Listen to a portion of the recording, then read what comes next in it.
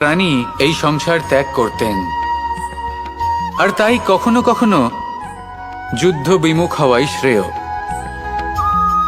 কখনো জীবনের ক্ষেত্রেও এটা প্রযোজ্য।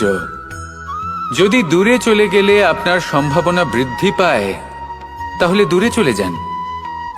দূরে চলে যান সেই সকল ব্যক্তিদের থেকে যারা কথায় কথায় আপনাকে অপমান করেন, আপনার নিন্দা করেন, আপনাকে বাধা দেবার চেষ্টা করেন, আপনাকে ছোট করেন। কারণ তাদের সাথে থেকে, সেই সকল ব্যক্তিদের সাথে থাকলে যারা আপনার মূল্য বোঝেন না, আপনি নিজের আত্মসম্মান, নিজের আত্মবিশ্বাস, নিজের ব্যক্তিত্বকে নত করে ফেলবেন। দূরে চলে যান সেই সকল সংঘর্ষ থেকে, সেই সকল পরিস্থিতি থেকে যাদের সম্মুখীন হয়ে আপনি কোনো পরিণামেই পৌঁছতে পারবেন না।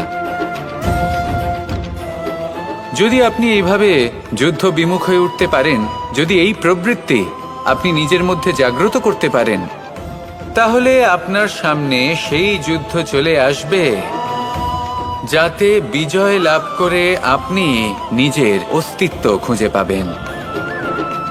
আর সেটাই হলো সবথেকে বড় জয়লাভ।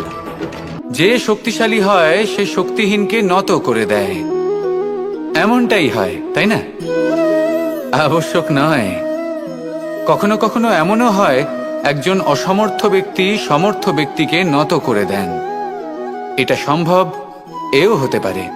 আর এটা তখন হতে পারে যখন তার মধ্যে ভালোবাসার শক্তি থাকে। ভালোবাসার শক্তি এই সংসারে সবথেকে বড় শক্তি হয়। এই ভালোবাসার শক্তি দ্বারাই নির্ধন সুদামা আমাকে দিয়ে নিজের পা ধুইয়ে নিল, কিছু না বলেই, কিছু না চেয়েই।